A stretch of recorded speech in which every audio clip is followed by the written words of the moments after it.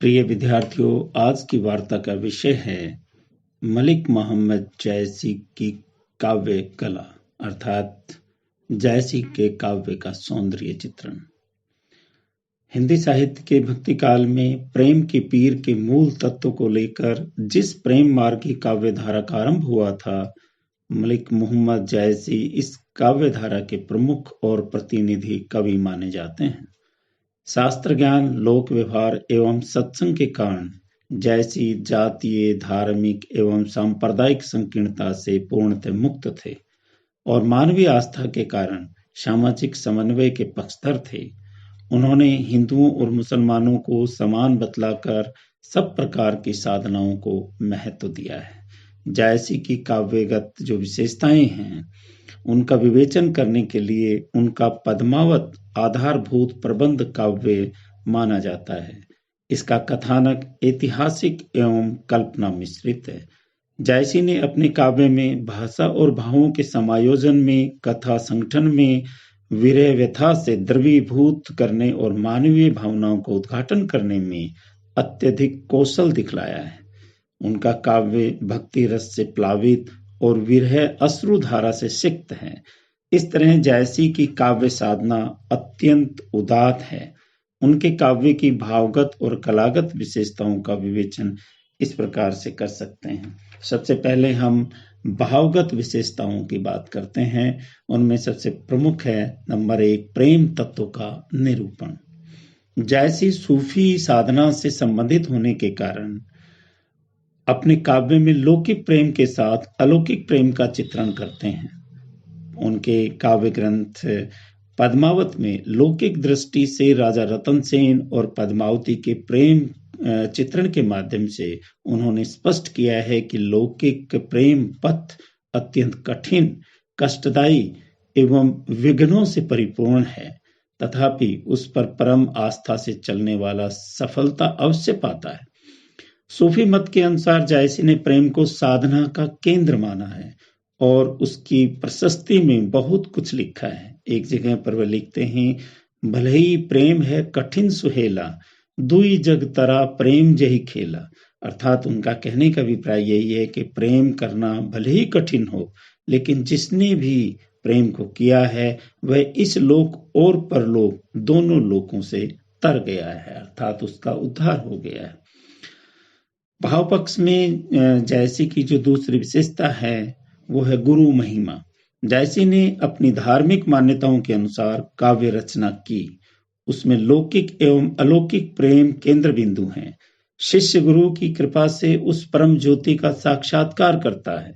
एक प्रकार से शिष्य के अंदर गुरु ही उस प्रेम ज्योति को जगाता है, फिर शिष्य गुरु कृपा से उसका विस्तार करता है। गुरु महिमा का उल्लेख करते हुए एक स्थान पर जयसी लिखते हैं, गुरु विरह चिनगी जो मेला, जो सुलगाई लेई सो चेला, गुरु सुवा जेहि पंथ दिखावा, बिन गुरु को निर्गुण पावा। अर्थात उनके काव्य में स्पष्ट ही है, जैसे पद्मावत में गुरु के रूप में सुवा होता है जो रतन सेन को मार्ग दिखलाता है उस ब्रह्म के पास पहुंचने के लिए। अर्थात पद्मावती रूपी जो ब्रह्म है उसको प्राप्त करने का मार्ग गुरु सुवाही रतन सेन रूपी जीवात्मा को दिखलाता है। नंबर 3, रहस्यानुभूति। भाव पक्ष में जो अगली विशेषता है वो भारतीय अद्वैतवाद और विशिष्टाद्वैतवाद से प्रभावित होने के कारण जयसी के काव्य में रहस्यानुभूति का प्रकाशन भी बड़ी कुशलता से हुआ है। उन्होंने रतन सेन को आत्मा और पद्मावती को परमात्मा के रूप में चित्रित कर संकेत किया है कि जगत के नाना रूपों में परमात्मा प्रियतम के रूप माधुर्य की छाया देखने को मिलती है। सारे प्राकृतिक पदार्थ एवं व्यापार परमात्मा का समागम चाहते हैं। इसी कारण प्रकृति में उस परमात्मा की ज्योति सौंदर्य के द्वारा जगमगाती है। जैसे एक स्थान पर लिखते हैं, बहुते ज्योति ज्योति ओहि भई, रवि शशि नखत दीप्ति ओहि ज्योति, रतन पदार्थ मानिक मोती। अर्थात कहने का अभिप्राय वो ब्रह्म रूपी एक ज्योति है जिसके कारण इस संसार की प्रकृति की सभी ज्योतियों का निर्माण हुआ है। उसी से सूर्य को रोशनी प्राप्त हुई है, उसी को चंद्रमा से रोशनी, चंद्रमा ने रोशनी प्राप्त की है, उसी से ये नक्षत्र दीप्तिमान है। अर्थात जितने भी रत्न मणि माणिक्य हैं, उनमें वही परमात्मा की परम ज्योति ही दिखाई देती है, वही उसी से निर्मित हुए हैं। अगली जो विशेषता है विरहानुभूति की है। जैसे कि पद्मावत को विरहानुभूति की तीव्रता दिखाई देती है। उनके अनुसार जीव सदा ही ब्रह्म की प्राप्ति के लिए उत्सुक रहता है। आध्यात्मिक या भावात्मक रहस्यवाद की दृष्टि से जहाँ सारा संसार परमात्मा में लगता है, वहाँ लौकिक परंपरा भिन्न है। प्रियतम की विरह में प्रिया को महाविरह भोगना ही पड़ता है। जायसी ने भी पद्मावत में नागमती और पद्मावती के विरह का बहुत ही मार्मिक चित्रण किया है। नागमती की विरहावस्था का एक उदाहरण यहाँ हम देखते हैं। वे लिखते हैं, जेही पंछी के नियर हुई कहे विरह के बाद, सोही पंछी जाए जारी तरवर हो निपात। यहाँ देखिए किस प्रकार से नागमती का जो विरह वर्णन है वो अतिशयोक्तिपूर्ण होता है। कवि ये कहना चाहते हैं कि नागमती अपने प्रिय के जाने के पश्चात किस तरह से अपने विरह की जो बात किसी पक्षी के पास जाकर उसे कहना चाहती है, तो वह पक्षी जल जाता है और जिस वृक्ष के पास जाकर के अपनी बात कहना चाहती है, वह वृक्ष भी दग्ध हो जाता है। बड़ी अद्भुत विरहानुभूति का चित्रण जैसे अपने काव्य में करते हुए हमें दिखाई देते हैं। अगली विशेषता है समन्वयात्मक पद्धति या प्रवृत्ति। जायसी का सूफी मत की ओर अत्यधिक झुकाव हमें दिखाई देता है। एक ओर इस्लाम की आस्थाओं एवं मान्यताओं से वे जुड़े थे, तो दूसरी ओर द्वैत एवं विशिष्टाद्वैतवाद से प्रभावित थे। उन पर नाथपंथ और हठ योग का भी प्रभाव था। फिर भी वे इन सभी में समन्वयात्मक प्रवृत्ति दर्शाते हुए एक परमात्मा को सारी सृष्टि का अंतिम लक्ष्य मानते थे। उनके लिए आत्मा और परमात्मा, जीव तथा ब्रह्म में कोई भेद न था। वे प्रेम के लौकिक और अलौकिक स्वरूपों में समन्वय स्थापित करने में सफल रहते हैं। उनके काव्य में सांस्कृतिक समन्वय भी दिखाई देता है। उन्होंने अपने काव्य में हिंदू राजा को नायक, हिंदू राजा जो रतन सेन है, उनको नायक तथा मुसलमान अलाउद्दीन को खलनायक के रूप में चित्रित किया है और विभिन्न प्रचलित मतवादों में समन्वय स्थापित करने की जायसी ने बहुत ही सफल चेष्टा की है। अर्थात उनके काव्य में एक सर्वांगीण समन्वयात्मक प्रवृत्ति हमें दिखाई देती है। यहाँ काव्यगत कला पक्ष की विशेषताओं का चित्रण करेंगे। उनके काव्यगत कला पक्ष किस तरह का है। जायसी के काव्य में भाव पक्ष के साथ ही कला पक्ष भी वैसा ही पुष्ट, परिमार्जित और सशक्त है। उनके कला पक्ष में जायसी के जो कला पक्ष में सबसे पहले हम भाषा की बात करते हैं या भाषा शैली की बात करते हैं, तो जायसी के काव्य की भाषा अवधी है। उनके काव्य में मुहावरेदार अवधी भाषा का प्रयोग हुआ है, जो बोलचाल और सीधी सादी है। संप्रेषण और अभिव्यक्ति की क्षमता इसमें पर्याप्त है।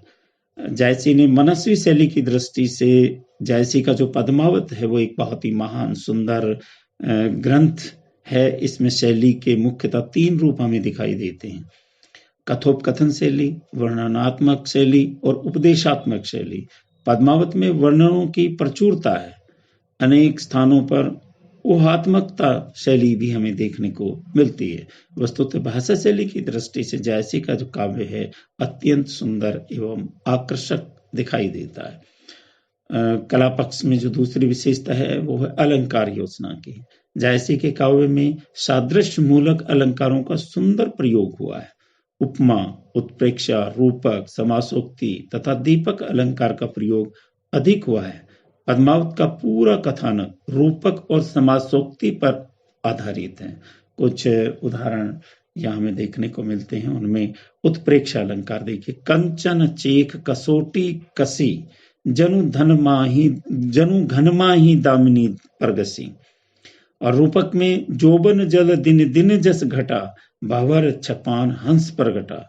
विभावना अलंकार का उदाहरण देखिए कि जीव नाही पे सब कुछ बोला, तन नहीं सब ठहर बोला। इस प्रकार हम देखते हैं कि उनके काव्य में अलंकारों का बहुत ही सुंदर तरीके से प्रयोग हुआ है, बहुत ही सुंदर प्रयोग हमें दिखाई देता है। अगली विशेषता, तीसरी जो विशेषता है वो छंद विधान की है। जायसी के काव्य में जो छंद विधान है उनमें दोहा चौपाई छंद को उन्होंने अपनाया है। छंद विधान के इस स्वरूप के कारण जायसी के काव्य में अवधि का माधुर्य नाद सौंदर्य की गूंज हमें सुनाई देती है। अर्थात एक तरह से छंद जो विधान है उसमें अवधी भाषा का जो नाद है उसकी गूंज हमें सर्वत्र उनके काव्य में सुनाई देती है। चौथी जो विशेषता है कलागत सौंदर्य की वो है रस योजना। जायसी के काव्य में मुख्यतः श्रृंगार रस का चित्रण हुआ है और श्रृंगार रस में भी जो संयोग एवं वियोग उसके दोनों पक्षों का समावेश हुआ है। श्रृंगार के अतिरिक्त अन्य रसों का चित्रण करने में ऐसा लगता है जैसे जायसी ने एक तरह से उपेक्षा भाव को अपनाया है। उनके काव्य में करुण, रौद्र, अद्भुत, शांत और वीर रस का भी उचित चित्रण किया है। वात्सल्य का वर्णन गोरा बादल के प्रसंग में हमें दिखाई देता है। वस्तुतः प्रेम की पीर के साधक के लिए श्रृंगार की ही अनुभूतियां ज्यादा व्यथित करती रही हैं और उसी से वह आनंद मगन बना रहता है। वस्तुतः उनके काव्य में श्रृंगार रस प्रमुख रस के रूप में हमें दिखाई देता है। पांचवी जो विशेषता है वो है अप्रस्तुत विधान। जिस प्रकार कबीर ने आध्यात्मिक विचार व्यक्ति के लिए प्रतीकों का सुंदर प्रयोग किया, उसी प्रकार जायसी ने लौकिक प्रेम और अलौकिक प्रेम का चित्रण करने के लिए अप्रस्तुत की सशक्त व्यंजना की है। आचार्य रामचंद्र शुक्ल इस संदर्भ में एक जगह पर लिखते हैं कि जायसी की अन्योक्तियों और समासोक्तियों में प्रस्तुत अप्रस्तुत का जैसा सुंदर समन्वय देखा जाता है वैसा हिंदी के कम कवियों में ही पाया जाता है। अप्रस्तुत की व्यंजना के लिए जो प्रस्तुत वस्तुएं काम में लाई गई और प्रस्तुत की व्यंजना के लिए जो अप्रस्तुत वस्तुएं सामने रखी गई हैं वे आवश्यकता अनुसार कहीं बोध वृत्ति में सहायक होती हैं और कहीं भावों के उद्दीपन में। इस प्रकार जायसी ने अप्रस्तुत प्रस्तुत का अच्छा समन्वय उपस्थित किया है तथा इससे भाव सौंदर्य की वृद्धि हुई है। जैसे कमल जो भिक्षा मानसर बिनु जल गवई सुखाई। जायसी ने अपने मतानुसार सांसारिक बंधन, माया, शैतान, गुरु बुद्धि आदि को प्रस्तुत की तरह सामने रखकर जीव के लिए परमात्मा की प्राप्ति का सहज उपाय बतलाया है। ऐसे प्रसंगों में जायसी का अप्रस्तुत विधान अत्यंत रमणीय और भावनामय दिखाई देने लगता है। निष्कर्षतः हम कह सकते हैं कि जायसी की काव्य का जो भाव पक्ष जहाँ रागात्मक, बुद्धि तत्व और कल्पना तत्व से परिपूर्ण है वहां उसका कला पक्ष भी अत्यंत सुंदर है। उनके काव्य में हिंदू मुस्लिम संस्कृति के प्रति समन्वयात्मक भावना व्यक्त हुई है और निर्गुण सगुण के समन्वय के साथ लौकिक अलौकिक प्रेम की भावात्मक एवं रसानुभूति, गुरु महिमा एवं सांसारिक बंधन आदि का अच्छा समावेश हुआ है। प्रकृति वर्णन, मर्म स्पर्शी भाव व्यंजना, प्रबंध, सौष्ठव, भाषा शैली एवं रस योजना की दृष्टि से जायसी का काव्य अनुपम दिखाई देता है। चरित्र चित्रण काव्यों में उनका जो पद्मावत है वो अपना एक विशेष स्थान रखता है। इस प्रकार से हम आज यहाँ जायसी के काव्य की जो गत की जो दोनों पक्षों की जो कला पक्ष और भाव पक्ष के विवेचना के अर्थात उनके काव्यगत विशेषताओं का चित्रण किया। जितना ही आगे की कड़ी में और चर्चा